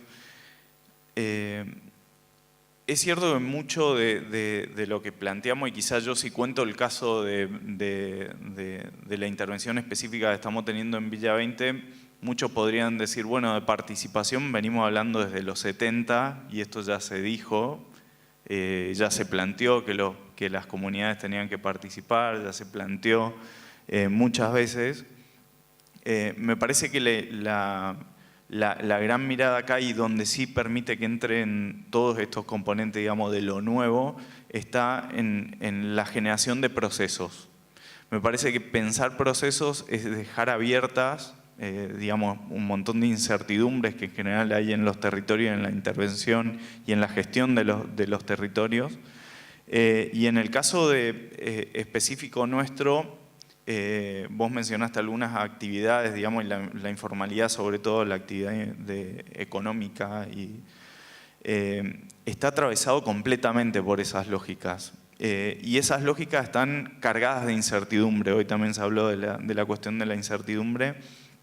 Y creo que ahí el rol de quienes pensamos acciones o gestiones respecto a los territorios es corrernos del rol de tratar de definir cuestiones, sino más bien tratar de generar que se definan esas definiciones en el territorio y con los actores. En el caso de las actividades productivas del sector informal, nosotros hemos tenido un montón de sorpresas en el barrio, porque quizá uno desde una lógica diría, bueno, hay que tratar de formalizarlas, hay que tratar de que mejoren, etcétera, etcétera, ¿no? de dotarle de nuevos instrumentos para que puedan crecer, esta lógica de desarrollo, ¿no? de las comunidades. Y lo que descubrimos es que la economía informal y la lógica productiva informal es mucho más rica de lo que pensábamos y quizás lo único que hay que hacer es fortalecerla, digamos. Entonces ahí hay bastante tensión también, porque después cuando uno lo mira desde el Estado dice, ay, bueno, pero vos como Estado no podés estar promoviendo la informalidad. Sí, quizás sí, digamos, es una lógica de economía que tiene su grado de sustentabilidad y que tiene su riqueza. Lo mismo pasa a nivel de actores, ¿no? O sea, podría como explicar algunos casos más respecto a la economía específicamente, pero cuento también respecto a los actores. Hay una lógica muy fuerte de quiénes son los actores representativos, quiénes no, y ahí hay un desafío de quiénes son los nuevos actores en estos territorios y cómo pensar los nuevos actores. Me parece que la lógica del proceso lo que permite es que el rol que juegan cada uno de los actores en determinados momentos de ciertos proyectos vaya siendo contemplado, digamos, según los requerimientos del momento. No sé si soy muy claro cuando hablo con esto también de la cuestión de proyecto, porque quizás tomé de algo que supongo que algunos habrán leído en algún momento respecto a esto que decimos de la generación de un proceso y no de un proyecto. Pero me parece que tiene que ver con la generación de procesos de complejidad alta y que tiene que estar abiertos, digamos, a nivel sistémico, digamos, abiertos. Bueno, eso. Sumo una pregunta también, porque me pareció interesante la aclaración que hiciste respecto a, dentro del marco de la methodology, hay distintos enfoques, digamos, distintas miradas. Vos te focalizás fuerte en la mirada física, territorial, en el sentido arquitectónico urbano, arquitectónico metropolitano. Me parece interesante pensar la arquitectura también desde esta mirada metropolitana. La pregunta es cómo juega en esta metodología la articulación con las otras áreas, con lo social, con lo legal, con etcétera, etcétera.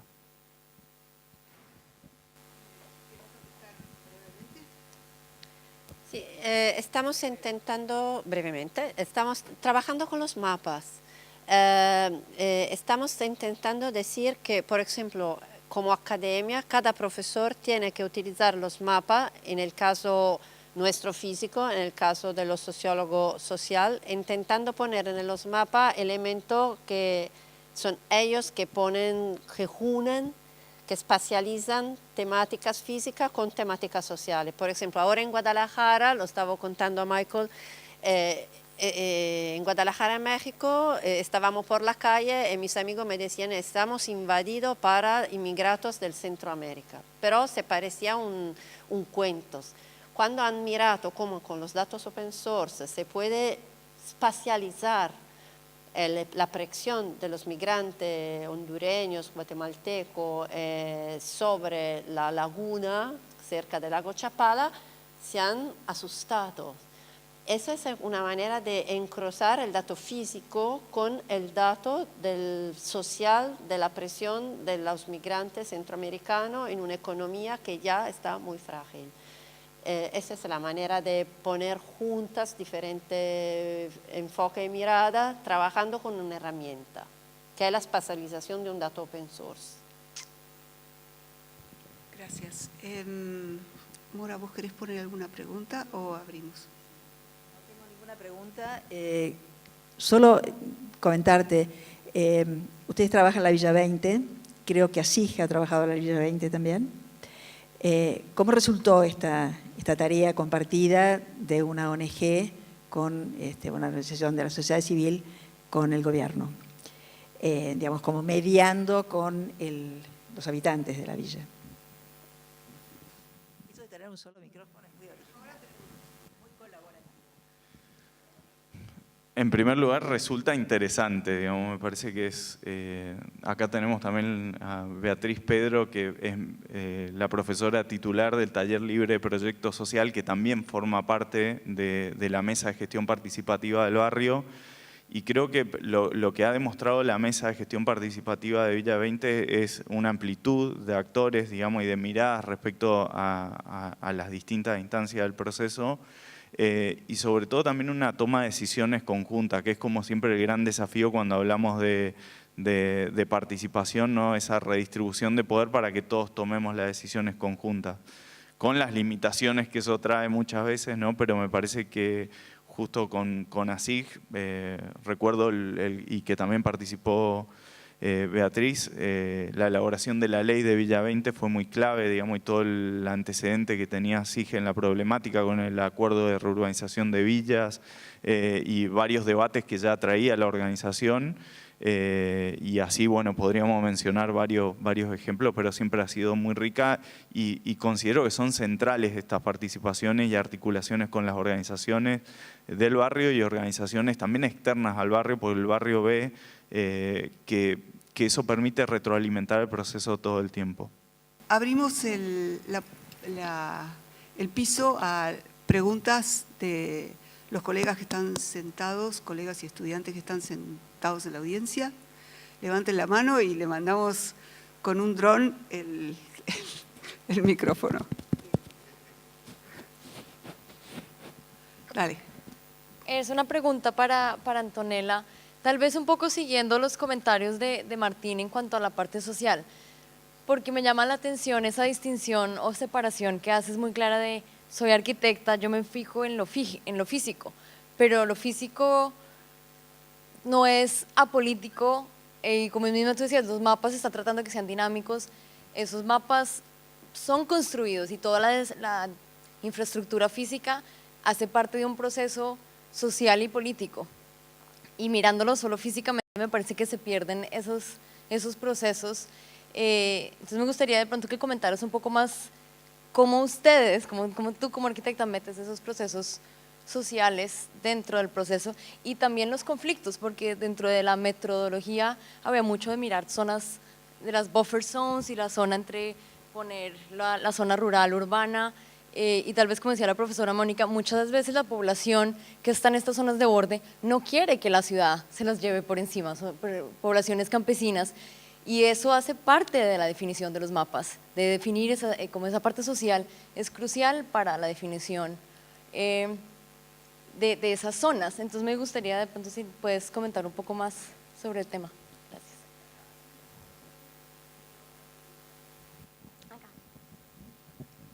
Muchas gracias. Muchas gracias por las presentaciones. Tengo una pregunta para Antonella también, quizás un poco teórica, ya pido disculpas, pero hablar de una nueva disciplina metropolitana no es reconocer que la arquitectura, el urbanismo, la geografía no son capaces de tener en cuenta estos procesos. Y por lo tanto, si es el caso, ¿qué hacemos de todos los aportes teóricos, no sé, de la Escuela de Los Ángeles, las teorías de Soja, Postmetrópolis, etcétera, o de la escuela francesa con el tercer espacio, sobre todo de la geografía, que aporta elementos teóricos y metodologías que permiten tener en cuenta estas dinámicas? Eso, sí se puede aportar algunas precisiones. Muchas gracias. Una pregunta para Antonella también. Acá. En la coproducción de conocimiento, dada tu perspectiva de arquitecta, me gustaría preguntarte más específicamente desde el punto de vista del proyecto, cuando vos hablas de esta arquitectura metropolitana, por la brevedad de la presentación no fue posible profundizar en los rasgos proyectuales de esa arquitectura metropolitana que se propone. Quisiera pedirte que amplíes un poco si te referís a una arquitectura metropolitana en términos propiamente proyectuales físicos o una suerte de organización de otro tipo que también puede llamarse arquitectura respecto a la metropolitana.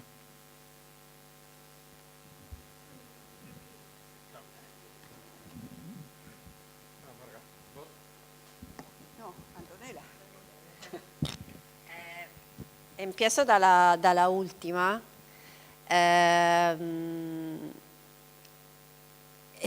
Cuando hablo de arquitectura metropolitana, hablo de construcción de un espacio que está conectado con la idea que tenemos un nuevo contexto metropolitano. Eso es uno de los contextos metropolitanos, son 4, que no estoy aquí a plantearlo, pero son, necesitan de la que unos autores llaman proyecto de suelo. Y en este caso, esto es un proyecto de suelo agrourbano, pero tenemos, por ejemplo, el proyecto del espacio de las infraestructuras, de los paisajes, que son conectados con las infraestructuras grey, son el proyecto de la Green Infrastructure, son proyectos de grandes contenedores que Frampton llama megaforma, y que para nosotros son nuevo morfotipo metropolitano, que son espacios donde el tamaño de la ciudad se ha miniaturizado, está en el interior de nuevas tipologías, como los puede conectar Frampton, pero también Stephen Hall, también Colas, la idea de la bigness. Y por eso, de verdad, arquitectura, a veces hablo de arquitectura en un sentido kantiano, como lógica de la estructura del pensamiento. También es esa arquitectura y es proyecto, pero en realidad cuando hablo, por ejemplo, en este proyecto, el punto donde el archipiélago del Valle de Nueva Iguazú, de Chinguá, se conecta con Nueva Iguazú, aquel punto es un hinge point infraestructural y de logística importante. Y necesito pensar a un proyecto de nuevas tipologías que me permite de conectar la escala pequeña y media con una escala urbana muy fuerte, que quiere decir un proyecto de layer diferente, una máquina layer, que quiere decir un paisaje del interior totalmente diferente, porque el tamaño de esta arquitectura es big, pero no puede ser tonto como el big.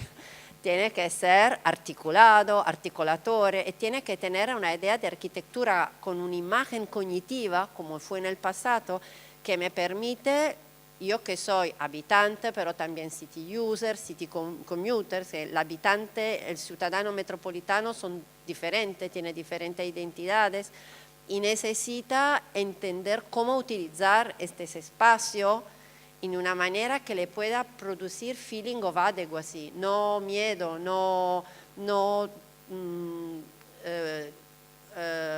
inseguridad también psicológica. Quindi es un proyecto de espacio a las diferentes escalas. Aquí es una escala muy pequeña, a la escala small, pero tenemos proyectos de escala extra large. Esos proyectos de nuevas tipologías, New Build Farm Types, se lo llamaba el profesor Roger Simmons. Sobre el tema social, no, estaba también una pregunta en el medio, la segunda pregunta, sí, teórica.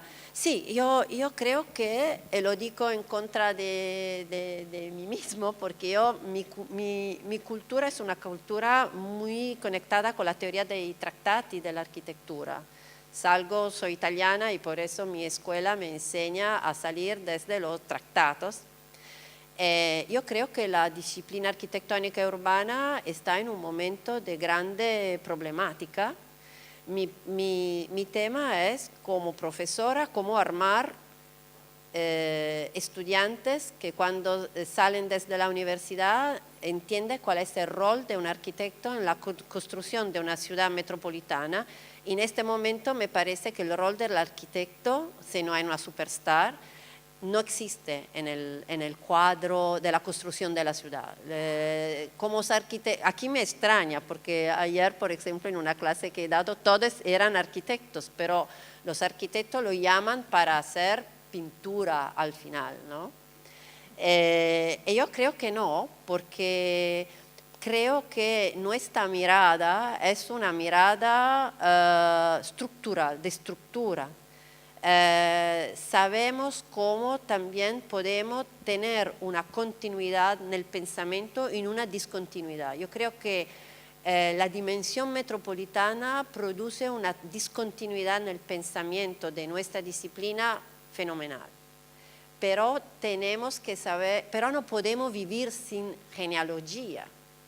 Y por eso, ¿qué hacer de todo este pensamiento que tenemos como arquitectos, como urban designer, que es un pensamiento muy importante? ¿Qué hacemos de todo esto que pero con esta dimensión no es una herramienta que podemos spender súbito? Por eso yo creo que tenemos que... es un puzzle. El paradigma de Kuhn dice que es un puzzle. ¿Cómo puede resolver el puzzle? Tiene que pensar en una manera que trabaja con lo que tienes, con tu genealogía, pero las conexiones son totalmente diferentes. Y por eso la arquitectura, en este caso, yo la utilizo como estructura del pensamiento que siempre me ha permitido de entender cuáles son la successione logica de la scelta, cómo puedo pensar los diferentes estadios del pensamiento. Esto lo hace un arquitecto, siempre. Y por eso es como una estructura mental más que el hecho que al final tengo que construir un edificio, que me ayuda a utilizar el pensamiento previo en una disciplina que está totalmente nueva. Pero la crisis is a matter of fact. Yo creo que no existiamo como arquitecto. Primero está la política, después los planeadores y al final probablemente un arquitecto que construye una pequeña casita. Yo creo que el rol del arquitecto es más de orquestador de una estructura del pensamiento. Por el tema del social, eso es lo que he tentado de plantear al empezar. Como arquitecto tengo que escuchar lo demás.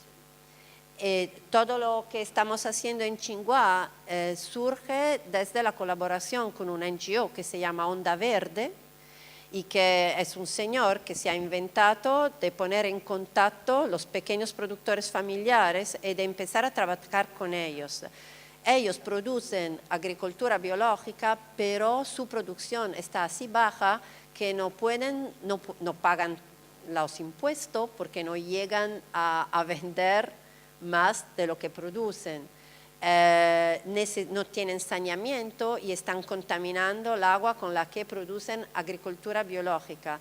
¿Qué hace un arquitecto en una situación así? ¿Cómo trabaja con el social? Mi papel es escuchándolos, entender que están abajo de un riesgo sanitario, están abajo de un riesgo económico, están abajo de un riesgo de la agricultura intensiva que están empujando a empezar, y por eso tengo que producir el escenario físico en el que una parte de área se protege, otra parte, una buffer zone, la parte donde se pueden poner nuevas economías, nuevas actividades, que quiere decir nuevo espacio público. Estamos trabajando con esta idea de hotspot, que son un hotspot no solo de protección, pero también de implementación de actividades sustentables. Esto es una manera de ser arquitecto sin solo producir edificios. Claro, tengo que producir una escena donde se puede trabajar con una agricultura green, donde tengo que producir, transformar, vender, presentar mi producto. Pequeños sitios en el valle, inventar cómo puedo proteger la parte natural en contra de la agricultura, donde no puedo entrar porque estoy cultivando, y donde esto se puede transformar en un parco. Parco quiere decir leisure, pero no puedes entrar donde el contadino cultiva. Esto es un tema de arquitectura, cómo lo protejo sin poner un recinto feo que me destruye el paisaje. Quindi el social para mí está en el escuchar la necesidad de esta gente, es decir, claro, yo te proyecto la escala local, pero te proyecto también el punto donde tú puedes vender no solo a las marujas de Río de Janeiro que viene a comprar el orgánico, pero también a la grande distribución de Río de Janeiro, a los restaurantes. Quindi trabajo también en Nueva Iguazú. No sé si te he contestado. Es un interscalar project. Bien, gracias. ¿Hay algún otro comentario que quieran agregar? No veo manos, así que... dale.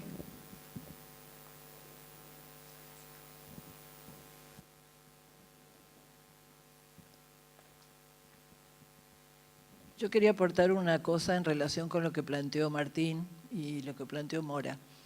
En el proceso de la Villa 20, no solamente hay organizaciones ni ONG ni cátedras universitarias. La clave ha sido el proceso popular que se desarrolla en esa villa. Y me parece que eso es lo que habría que poner en foco. Cuando Martín plantea proyecto-proceso, cosa que hemos estudiado mucho, el tema es, en ese lugar el proyecto de urbanización de la villa era previo a que la tuviera el gobierno de la ciudad. Ni el IBC la tenía, ni la tenía nadie, la tenían los vecinos. Y la peleaban los vecinos. Y hoy ese proceso existe porque esos vecinos hicieron acciones que incluso fueron duramente reprimidas.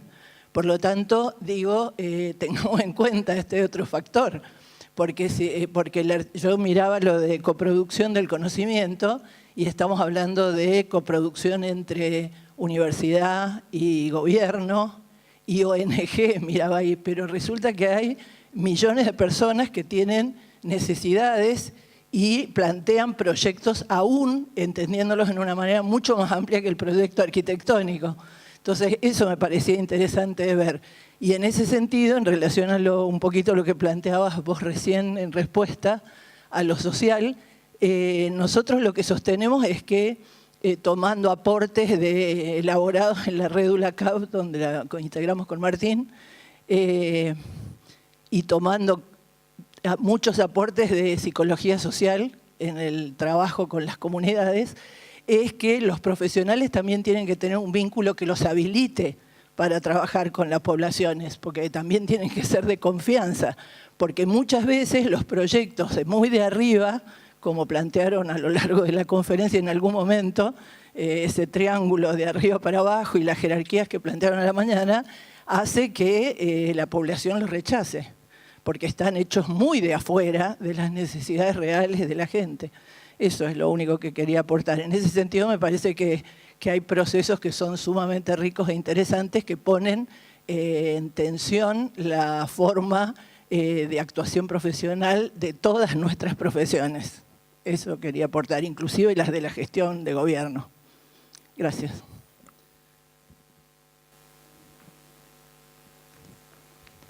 ¿Un comentario más con respecto a esto? Por cierto, yo di por sentado que el actor propio, el que sufre, el que demanda, es el habitante de la villa. La Fundación Ciudad trabajó 3 años en la Villa 21-24, terminamos dejando una cooperativa por el tema de la basura, pero el tema no lo impusimos nosotros, les preguntamos qué les pasa. Entonces, ¿qué les pasa? Bueno, algo que podemos solucionar inmediatamente nosotros es el tema de una mejor recolección de la basura en los pasillos. Y trabajamos sobre lo que ellos planteamos, hicimos como de nexo entre el gobierno de la ciudad que pagaba a los recolectores, que eran habitantes de la villa, y el gobierno de la ciudad. Bueno, entre el gobierno y los propios, fuimos una suerte de facilitadores.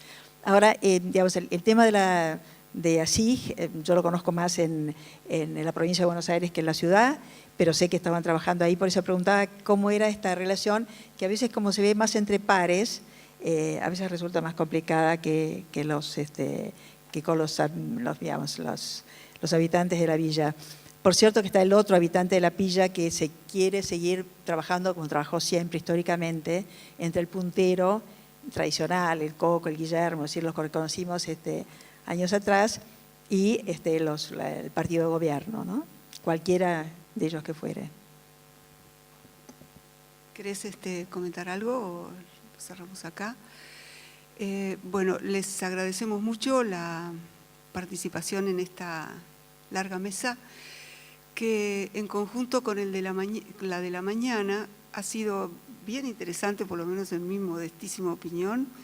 Es una especie de laboratorio de discusión, ha sido y va a seguir siendo por unas horas más, de discusión de una práctica y de una teoría de la coproducción de la dimensión metropolitana. O sea, las discusiones que se han dado, las preguntas, las aclaraciones, etcétera, tratan de ir con un grano fino, tratan de analizar con un grano fino, bueno, de qué se trata todo esto, que lo podemos decir de manera general, pero cuando llegas a la práctica se encuentra con una serie de quizás de conceptos, de preconceptos que tenemos que desarmar y volver a armar. Me pareció muy interesante cuando vos planteabas la estructura mental que nos permite la formación o nuestro trabajo con el mundo, que nos permite analizar distinto los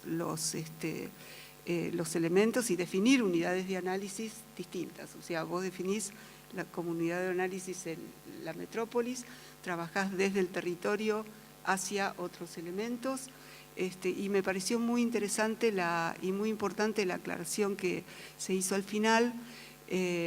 Cuando nosotros pensamos en tener representantes de las ONGs, en realidad pensábamos en tener representantes de grupos de la comunidad, o sea, la elección de los representantes ha sido, como todo, en base a un repertorio de conocimiento que el equipo entre la facultad, la FADU, la NUSCUL y el gobierno de la ciudad teníamos como que conocíamos, no se hace mucho más, y sabemos que siempre son imperfectas las elecciones, pero cuando pensamos en representaciones de las ONG, pensábamos en la representación de la comunidad, porque esto tiene que ver un poco, y vuelvo a repetir, con el concepto que creo que está permeando todas estas pensamientos, estas propuestas, que es que los problemas se construyen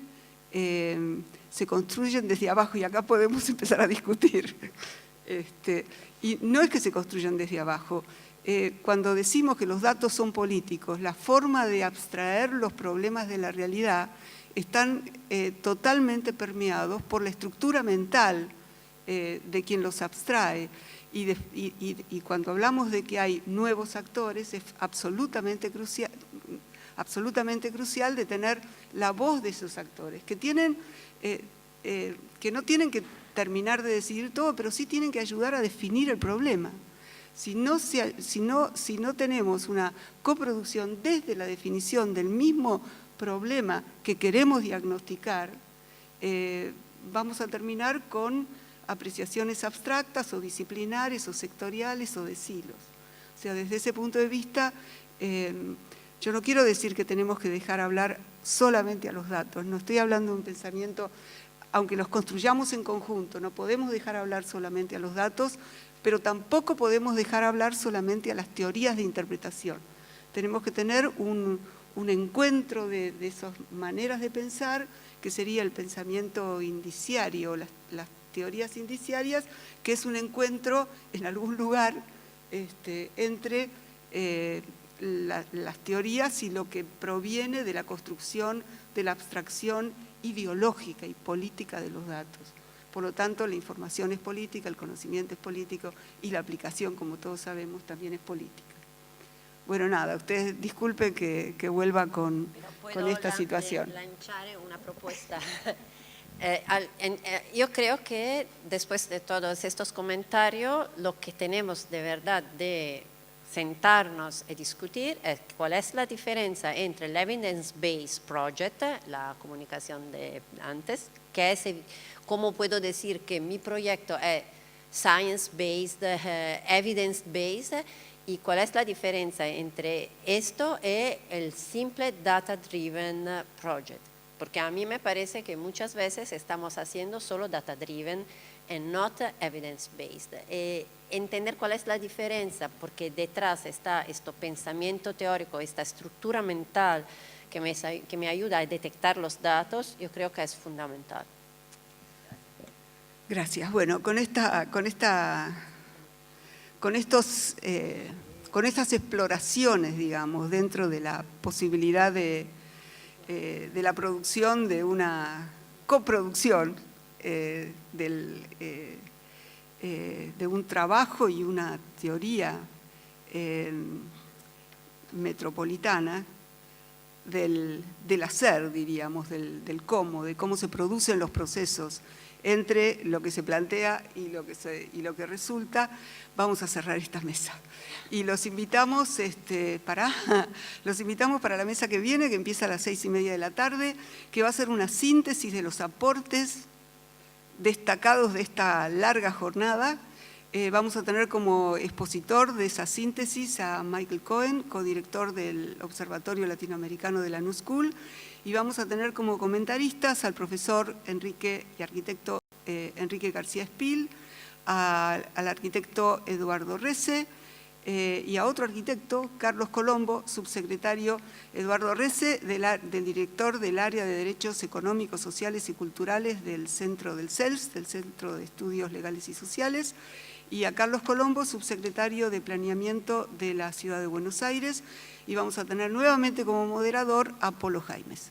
Así que invitamos a todos a hacer un ratito de descanso y a las 6:30 nos encontramos de nuevo.